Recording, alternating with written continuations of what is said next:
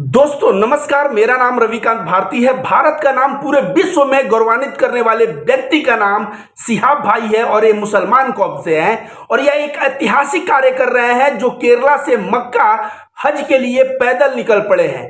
Total जो दूरी है वो 8,640 किलोमीटर की दूरी है। सुन के भी हम लोगों के होश उड़ जाते हैं और इस साहस को दाद देनी पड़ेगी कि कितना जबरदस्त इन्होंने साहस किया है कि ये 8,640 किलोमीटर की दूरी ये पहुंच रहे हैं पैदल और वहां जाके हज करेंगे।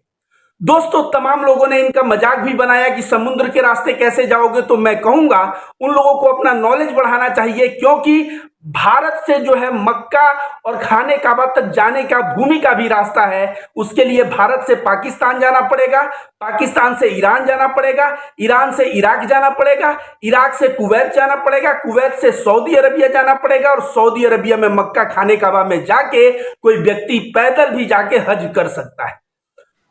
इनका यात्रा का यही जो है जर्नी का रूट है। यह केरला से निकले हैं, गुजरात होते हुए, राजस्थान होते हुए पाकिस्तान जाएंगे, पाकिस्तान से फिर ईरान, थोड़ा सा इराक टच करते हुए कुवैत और सऊदी अरबिया होते हुए मक्का खाने काबा पहुंचेंगे। दोस्तों इतनी बड़ी हिम्मत का कार्य के और इनके पीछे का त्याग देखिए। इनकी भी परिवार है, अपने परिवार को छोड़ के 1 वर्ष के लिए ये लगभग पैदल यात्रा पे निकल चुके हैं, तो परिवार से अलग रहेंगे। दूसरी नंबर बात, रास्ते में चल रहे हैं तो बारिश हो रही है, तो बारिश में रेनकोट पहन के चल रहे हैं, कहीं धूप हो रही है उसमें भी चल रहे हैं, कहीं ठंडी होगी उसमें भी चलेंगे।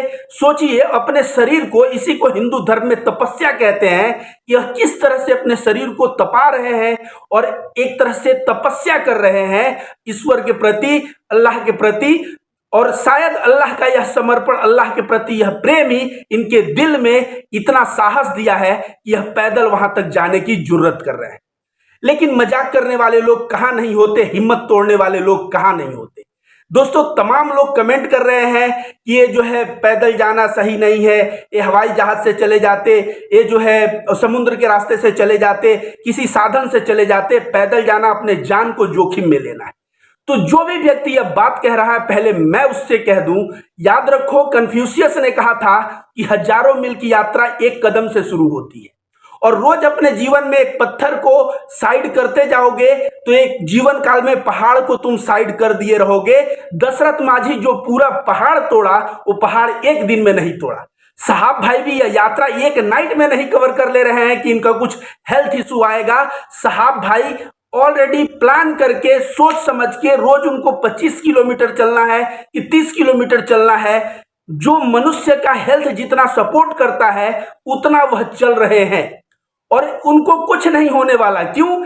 एक तो जो चल रहे हैं वो शरीर के क्षमता से बहुत ज्यादा नहीं है और दूसरा उनके ऊपर ईश्वर की कृपा है, अल्लाह की कृपा है। और जिसके ऊपर अल्लाह का हाथ हो, अल्लाह का कृपा हो, उसको अपने मंजिल से कौन रोक सकता है।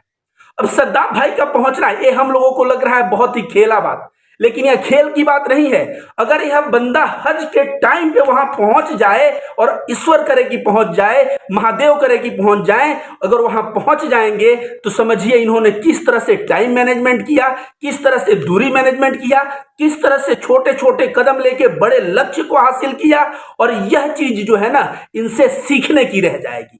वैसे इनके यात्रा में हिंदू और मुसलमान दोनों भारी मात्रा में आ रहे हैं और इनका स्वागत कर रहे हैं।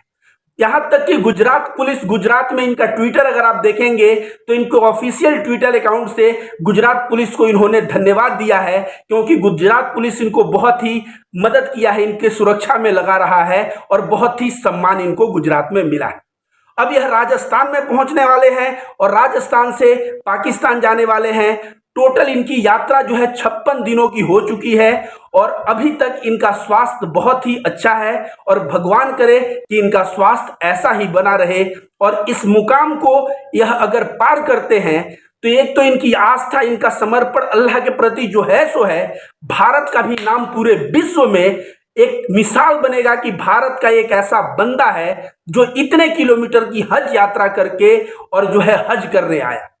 आप सभी को बता दें दोस्तों, जो लोग कह रहे हैं इतना दूर पैदल चलना, अगर भारत में आप रहते हो या पुराने जमाने में कहीं भी, चाहे मोहम्मद साहब की जिंदगी पढ़ो, चाहे बुद्ध की पढ़ो, चाहे महावीर की पढ़ो, पैदल चलना जो है तपस्या का एक हिस्सा था। आपको विश्वास नहीं है, आज भी जापान के कुछ बौद्धिस्ट हैं जहां पे माना जाता है कि आप बौद्ध सन्यासी हैं तो पृथ्वी की एक परिक्रमा जितना पैदल चलना पड़ेगा। जी हाँ, देखिए यहां साइड में पेपर में कटिंग भी मैंने दिया है, ऐसा लिखा हुआ है। और बुद्ध अपने जीवन में, मोहम्मद साहब तो आपको सभी को पता है हिजरत किया उन्होंने मक्का से मदीना और कहां कहां। गौतम बुद्ध भारत के थे, मैं बता दूं, वह अपने जीवन में इतनी यात्रा किए कि उनको यात्रा को बिहार कहा जाता था। बिहार कर रहे हैं बुद्ध, और इतनी यात्रा की है कि एक भारत में राज्य का नाम ही बिहार पड़ गया। बिहार का मतलब होता है चलना, पैदल यात्रा करना, बिहार करना। नौका विहार होता है, नौका पे घूमना, तो घूमना, इतना उन्होंने घूमा।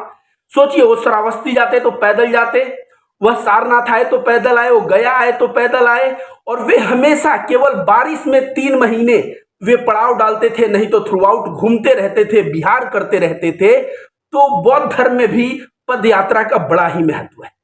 जैन धर्म की बात करें तो महावीर कहा जाता है अपने जीवन के 12 साल 6 महीने उन्होंने पैदल चलते रहे, ध्यान साधना करते हुए पैदल चलते रहे। 12.5 साल, सोचिए 12.5 साल में। अब मैंने इस बंदे का देखा तो मुझे कहीं ना कहीं याद आया कि भाई बारिश में भी चलेगा, गर्मी में भी चलेगा, ये शरीर को एक तरह से तपस्या ही तो कर रहा है। आप सोचिए, महावीर पैदल चलते थे। कभी कभी ऐसा भी हुआ है कि 3 दिन पे 1 दिन भोजन मिला है, कभी 13 दिन पे 1 दिन भोजन मिला है, और महावीर जो है काफी पतले हो गए थे अपने तपस्या के दौरान। तो आप समझिए कि भारत में महावीर भी पैदल चले। और हिंदू धर्म, अभी कांवड़ यात्रा जा रहा है ना, हम लोग क्या बाबा विश्वनाथ या यहाँ बाबा धाम जो झारखंड में है, वहां पे हम लोग गाड़ी घोड़े से नहीं पहुंच सकते? बिल्कुल पहुंच सकते हैं, लेकिन हम लोग देवघर पहुंचने के लिए सुल्तानपुर से हम लोग जल उठाते हैं। और सोचिए, यहाँ पे प्रयागराज से जल उठाते हैं काशी विश्वनाथ जाने के लिए। 120-30 किलोमीटर की दूरी पैदल क्यों जाते हैं? सिर्फ इसलिए जाते हैं क्योंकि हमारे दिल में भगवान शंकर और महादेव के लिए जो समर्पण है, उस समर्पण को दिखाने के लिए, अपने भक्ति को दिखाने के लिए, और अपने दिल से लोग पैदल जाते हैं। तो कांवड़ यात्रा में भी पैदल का बहुत ही महत्व है। और बता दूं दोस्तों, हिंदू धर्म के एक बहुत बड़े सन्यासी जिनका नाम स्वामी नारायण है, अक्षरधाम दिल्ली टेम्पल में जाएंगे तो स्वामी नारायण के बारे में जरूर आप जानते होंगे। उन्होंने, कहा जाता है कि लगभग 9 साल 11 महीने पैदल चले थे। 9 साल 11 महीने, सोचिए कितना बड़ा दूरी होता है कि 9 साल 11 महीने दूरी इन्होंने पैदल चला था। और अंत में गुजरात पहुंचे, और सारा तीर्थ घूमते हुए गुजरात में इन्होंने वहां पे जो है अस्थाई निवास बनाया, और फिर उनके बारे में आगे कहानी जान। तो दोस्तों, हर एक धर्म में पैदल चलने को एक तपस्या माना जाता है, और इसीलिए जो है, जो हज के लिए यह बंदा सिहाब भाई जा रहा है, इसके लिए हर एक हिंदू, हर एक बौद्ध, हर एक जैन और हर एक मुसलमान को दिल से दुआ देनी चाहिए कि इस बंदे का हज कबूल हो, ये हज पे पहुंच जाएं, टाइम से हज पे पहुंच जाएं, और इनका स्वास्थ्य भी सही रहे, ऐसी हमें कामना करनी चाहिए। और इनकी यात्रा पूरे हिंदुस्तान में हिंदू मुस्लिम एकता का एक मिसाल बना है। इनको हिंदू और मुस्लिम दोनों तरफ से सपोर्ट मिल रहा है, और इनके यात्रा में भारत का तिरंगा भी देखने को मिल रहा है दोस्तों। और इनको नेकियां कितनी मिलेगी ऐसा समझिए, सहाबा इकराम, ऐसा कहा जाता है कि हज के लिए जब कदम बढ़ाते थे तो छोटे छोटे कदम बढ़ाते थे, क्योंकि ऐसा माना जाता था कि जितना कदम आप बढ़ाएंगे हज के लिए उतनी नेकियां मिलेंगी। तो इस भाई को सोचिए, 8640 किलोमीटर पैदल जा रहा है, इनकी नेकियों की जरा आप कल्पना करिए। और हम लोग कांवड़ जब ये होता है तो हम लोग भी तो कांवड़ियों का पैर धोते हैं गर्म पानी से, सेवा करते हैं। उस सेवा करने से क्या होता है? नेकियां हमें भी मिलती हैं। तो हिंदू धर्म में भी ये मान्यता है, साथ साथ इस्लाम में भी ये मान्यता है। तो ये जा रहे हैं दोस्तों, जहां भी आपको ये मिले इनकी मदद करें, इनका समर्थन करें, और इनकी जो है हौसला अफजाई करें, क्योंकि ऐसा पुरुष, एक युग में एक पुरुष पैदा होते हैं। दोस्तों, थोड़ा आप लोग ही सोचिए कि इतनी दूरी, अब तमाम लोग कह रहे हैं कि पैदल जाने के लिए मैं भी इनके साथ जाऊंगा, मैंने कमेंट देगा मैं भी इनके साथ जाऊंगा। तो भाई आप इनके साथ जाएंगे, आपको पता है इन्होंने वीजा लेने के लिए भी संघर्ष किया है, 5-5 कंट्री से इन्होंने वीजा लिया है। आप वीजा लेंगे तब तो इनके साथ जाएंगे। दूसरा, हज के लिए जो है जीवन में एक बार जाना अनिवार्य है और उसी को अनिवार्य है जो सक्षम हो। तो आप अगर सक्षम हो तो बिल्कुल जाएं, वीजा बनवाएं, लेकिन आप अगले साल जा सकते हैं। इनके साथ ज्वाइनिंग करना बड़ा मुश्किल होगा। इसके साथ साथ जितने भी हिंदू भाई हैं, मुसलमान भाई हैं, इन सबको मैं कहता हूं कि धार्मिक कोई भी क्रियाकलाप गलत नहीं होता। आजकल नमाज को लेके जैसे टारगेट किया जा रहा है, मैं कहता हूं हजरत उमर के समय का एक वाकया है कि हजरत उमर के दरबार में एक बूढ़ी औरत आई और बोली, मैं तेल लेके जा रही थी और मेरा तेल जमीन में गिर गया और मुझे वही तेल चाहिए। और वो रो रही है, बोल रही है, रिक्वेस्ट कर रही है, वही तेल चाहिए। अब सोचिए, जो तेल जमीन में गिर गया है उसको कैसे दिया जाए। तो हजरत उमर ने एक चिट्ठा लिखा और कहा कि लेके जाओ और उसको वहीं पे रख दो जहां तुम्हारा तेल गिरा है। उसको वहीं पे रख दी वो बूढ़ी औरत जहां पे तेल गिरा हुआ था। और कहा जाता है थोड़े देर में तेल ऊपर आ गया और बूढ़ी औरत को तेल अपना मिल गया। तो उस चिट्ठे में क्या लिखा था पता है? उस चिट्ठे में लिखा था कि इस जमीन के अंदर मैं एक ऐसे आदमी को गाड़ दूंगा जो नमाज नहीं पढ़ता। मतलब समझिए, नमाज पढ़ने से व्यक्ति जो है रहमत वाला, रहम दिल वाला, बढ़िया अच्छा व्यक्ति होता है। तो हर एक प्रोसेस हम लोग ध्यान करते हैं, वो भी दिल में रहम देता है।